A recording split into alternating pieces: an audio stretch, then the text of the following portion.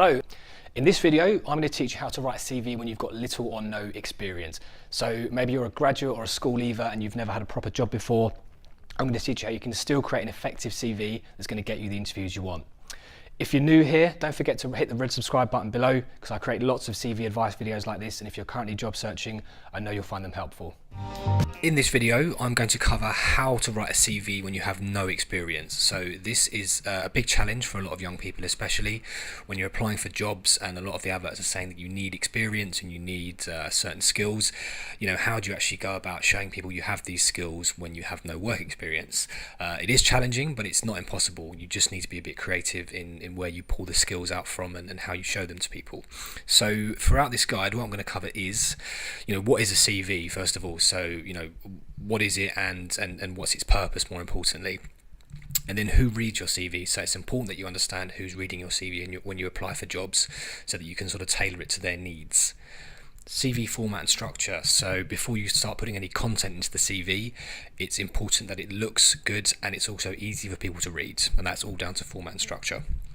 CV profile, which is the introductory paragraph at the top. We're going to look at how you can write one of those to help attract people and grab people's attention when you first open up the CV. And then core skills and achievements, your education section and your hobbies and interests, and how you can pull skills out of those areas that are going to be relevant to the jobs you're applying for. So what is a CV? Well, essentially a CV is a document that you write that contains a lot of work-related information about yourself, and you use it whenever you apply for a job. Now, the best way to think about it is if it's like your marketing material for your services as an employee, so like a leaflet or a brochure for your services. So it needs to sell you, it needs to tell people you've got the right skills and knowledge to do the jobs that they're looking for, and it needs to win you interviews. That's its ultimate aim. Who reads your CV? So once you've written your CV and you start sending it off to apply for jobs, who are the people that actually read the CV and decide whether or not you get an interview? So there are two types of people. The first type of people are hiring managers. So these are the people that work within the organizations that you're applying to, who actually need staff within their team or area. So for example, if you apply for a sales assistant job within a shop, it might be the shop manager, so it's the person that you ultimately end up working for. And then you also have recruiters. So recruiters are sort of like middlemen within the employment game. They are hired specifically to find candidates to send through to hiring managers. So they sort of screen the CVs, have a quick chat with you, and then they'll pop your CV through to the hiring manager, if they think you're a good fit. So those are the two people you need to be concerned about when you're writing your CV. The most important things to know about them are, one, they are very busy people. And two, they see lots and lots of CVs. So, a recruiter, for example, might see 100 CVs every day. So it's important to know that because you need to adapt your CV to make it easy for them to read and so that it stands out amongst all the other candidates who are also applying for the same jobs as you. How to format and structure your CV. So before we start adding any content to the CV, what we need to do is make sure it looks nice and professional and it's a nice and easy read so recruiters and hiring managers can quickly whiz through it and then pick out the information they want. So the first thing you need to do is write it in a very simple font, something like Arial or Tahoma if you're using Microsoft Word. Don't try to be over elaborate and use a fancy font because often they'll be difficult to read, so you just want to make sure it's nice and clear. Then stick to a simple colour scheme. Black text on a white background tends to work best. You can add a little bit of colour if you want, but don't go crazy and make the CV look unprofessional and a bit garish. No photos or images, so a photo of yourself or any kind of imagery or logos are just not necessary for a CV. All you need to do is convince people that you have the right skills and knowledge for their jobs, so there's no need for any photos or images. Clearly divide your sections throughout the CV, so every section should have a nice bold heading and perhaps a border as well so that people can easily navigate the page and they know what they're looking at. Break the text up. So again, to make it easy to read and ensure that people can digest the information on the page, you need to make sure the text is nicely broken up with short paragraphs and lots of bullet points.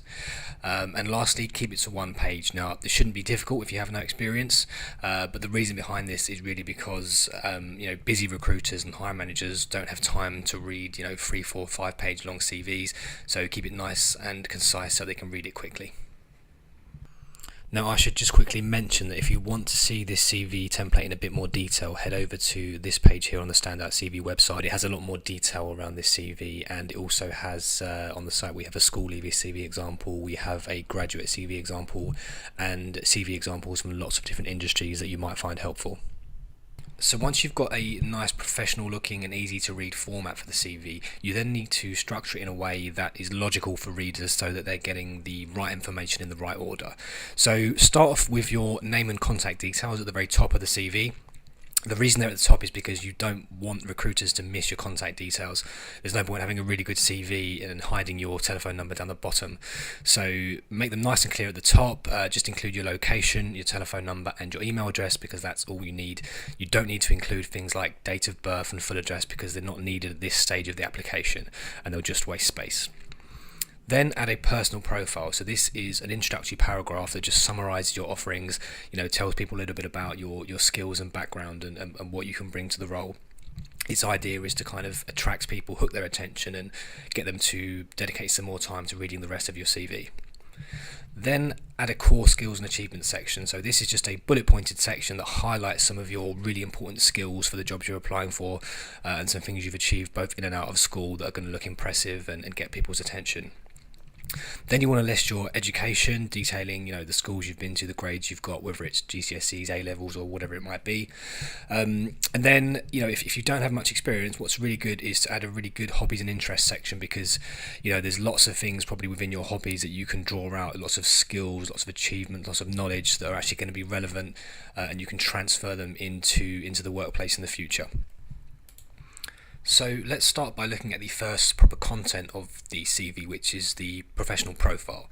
So the profile is an introductory paragraph that sits at the very top of the CV, and its aim is to hook recruiters' attention when they first open up the CV, tell them a bit about you and ensure they stick around to read the rest of the CV.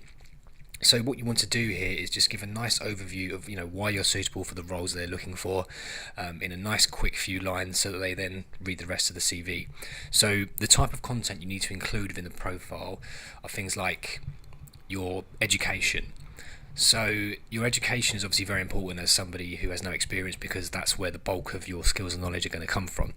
So you need to talk about, the level of education you've had, so whether it's college or school, the type of exams you've done, the sort of results you've got, the sort of subjects you studied in, to give people a nice idea of your educational background.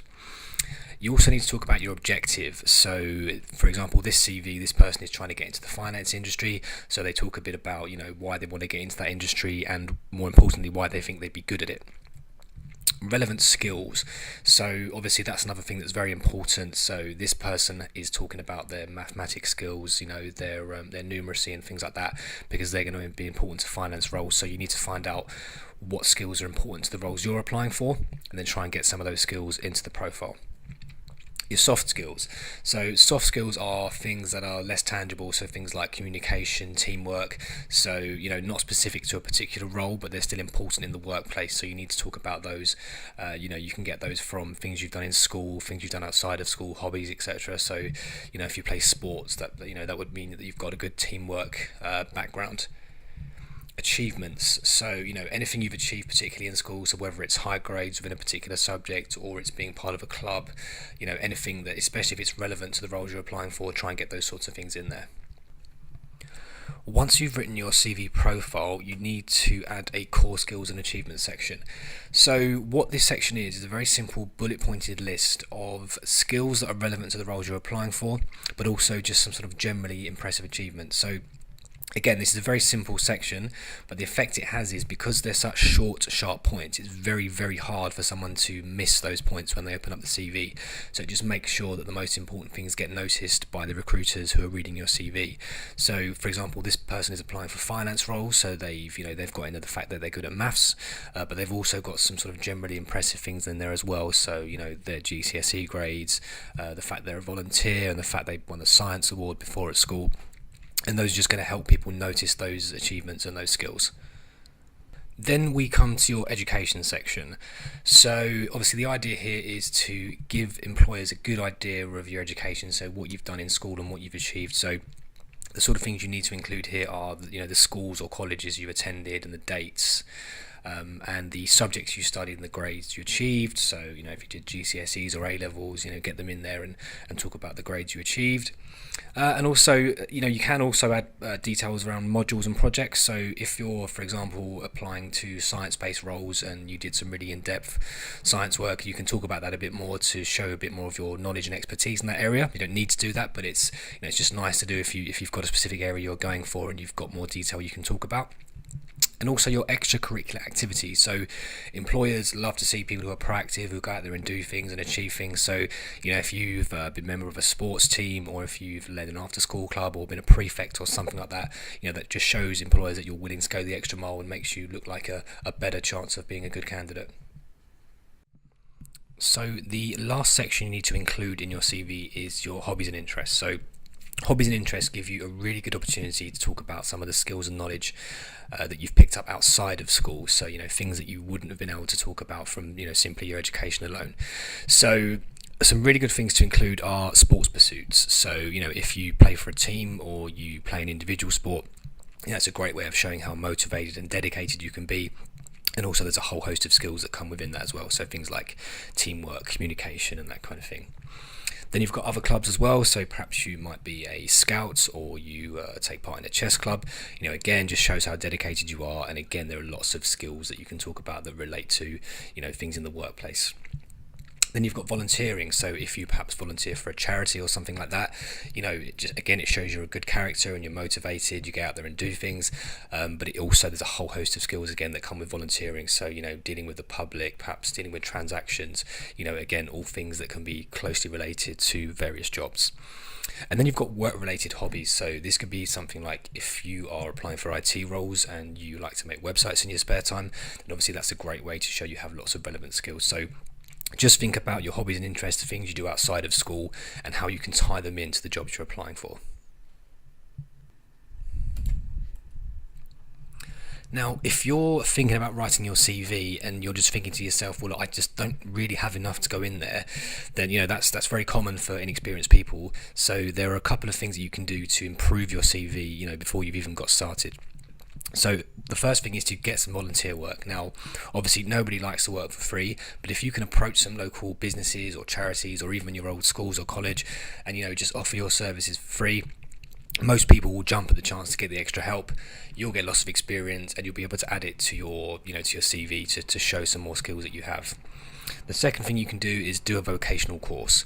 So if you're applying for finance roles, for example, you could take an accounting course, you know, and even you don't have to have completed it, but when you've started it, you can put that on your CV straight away and say, look, I'm studying for this, and it just shows that you're more dedicated to that role, and it shows you've got more of the skills that they need. So those are the two things you can do to improve your CV straight away. So that brings me to the end of this video on how to write a CV when you have no experience. I hope you found it helpful. If you have, please press the thumbs up button, like the video, and don't forget to subscribe to the channel.